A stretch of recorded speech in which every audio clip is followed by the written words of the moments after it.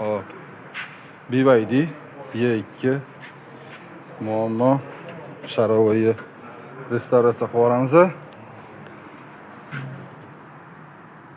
Rechak podushkalar yirtilib ketgan.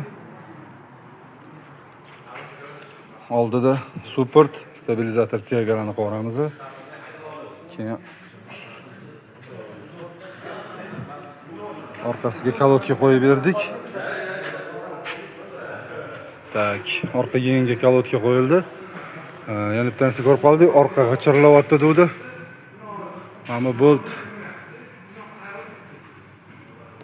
bo'shab yotibdi. Endi bu menimcha zavod xatosi emas, mashina 100 mingdan oshiq yurgan.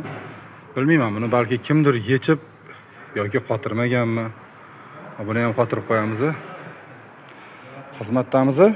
Kimgadir xadovoy bo'yicha xizmat kerak bo'lsa, aloqaga chiqib ko'rasizlar.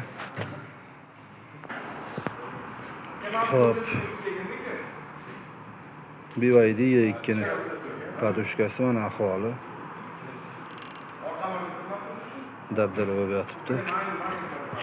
Kimgadir kerak bo'lsa, aloqaga chiqib ko'rasizlar, qilib beramiz cho'tki qilib. Tak. BYD E2 rechagimiz tayyor, podushkasi. Ko'rsanglar bo'ladi. Cho'tki yumshoq bo'ladi, xudo xolasa. Sharovoylarni ham qildik. Sharovoylar ham restavratsiyadan chiqdi. Tak, bu yoqda ikkinchisi. Kimga shunaqa xizmatlar kerak bo'lsa, aloqaga chiqaverasizlar.